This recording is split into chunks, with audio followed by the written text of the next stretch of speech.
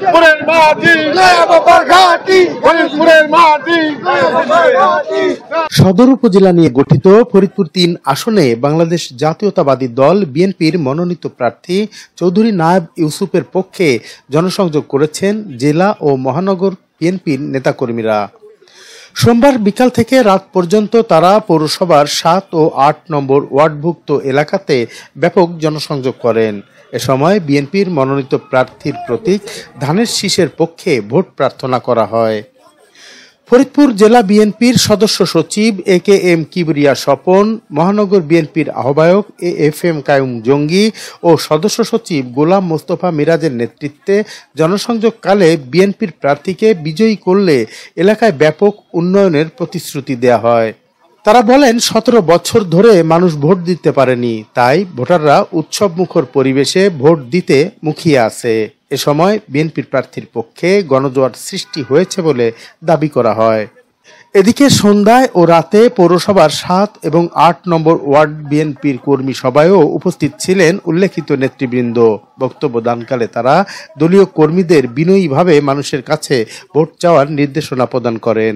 গত 17 বছর বিএনপি আন্দোলন সংগ্রাম করেছে একটি সুষ্ঠু নির্বাচনের জন্য, এবং এই নির্বাচনে বিএনপির যে ঘোষিত প্রার্থী চৌধুরী নায়েব ইউসুফ, উনি আমাদের মহিলা দলের যুগ্ম সম্পাদিকা এবং উনি সাবেক মন্ত্রী চৌধুরী কামাল ইবনে ইউসুফের মেয়ে।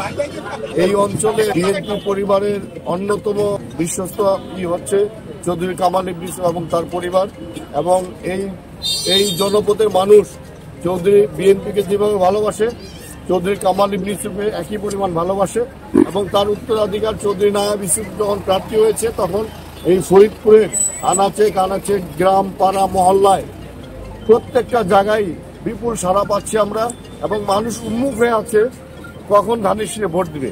এবং আমরা ইনশাল্লাহ আশাবাদী যে আগামীতে যে নির্বাচন হবে সেই নির্বাচনে বিএনপি প্রার্থী চৌধুরী নায়েব ইউসুফ বিপুল ভোটের মাধ্যমে এই এলাকার সদস্য নির্বাচিত হবে ইনশাল্লাহ। ফরিদপুরের সকল স্তরের মানুষের কাছে অত্যন্ত প্রিয়ভাজন হয়েছেন তার কর্মের মধ্য দিয়ে। তার প্রার্থিতা নিশ্চিত হওয়ার পরে আমরা সকলে বিএনপি মহানগর জেলা বিভিন্ন অঙ্গ সংগঠন সহ সাধারণ মানুষের যে স্বতঃস্ফূর্ততা, কারণ তারা দীর্ঘদিন এই বিএনপিকে মিস করছে, ভোট দিতে পারে নাই।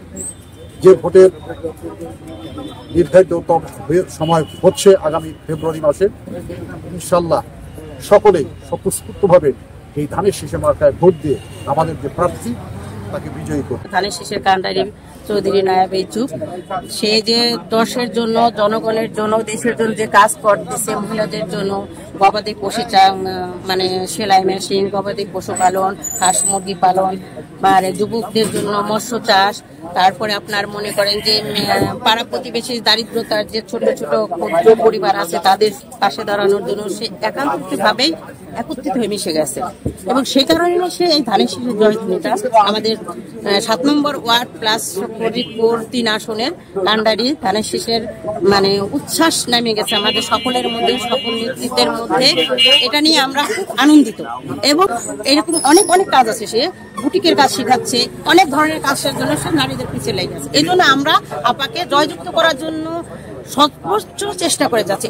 ইনশাল্লাহ আমি মনে করি প্রতিটা ওয়ার্ড এক একটা কামাল ইউসুফ নায়েব ইউসুফ পরিবারের এক একটা দুর্গ, এবং চৌধুরী নায়েব ইউসুফ শুধু চৌধুরী নায়েব ইউসুফ না, তার বিগত 200 বছরের ইতিহাস, তাদের ফ্যামিলির ময়েজ মঞ্জিলের ইতিহাসে তারা শুধু মানুষের সেবা করে গেছেন। 200 বছরের ইতিহাস, ইনশাল্লাহ আমরা মনে করি তিনিও সেই ইতিহাসের ধারাবাহিকতা বজায় রাখবেন এবং উন্নয়নে অব্যাহত রাখবেন।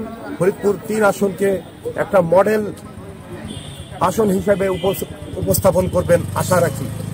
আমরা মনে করি 17 বছরের দুঃশাসন শেষ হয়েছে, একটা নতুন দিনের অপেক্ষায়, ভোট দেওয়ার অপেক্ষায় সাধারণ জনগণ উৎসবমুখর পরিবেশে ভোট দেবে এই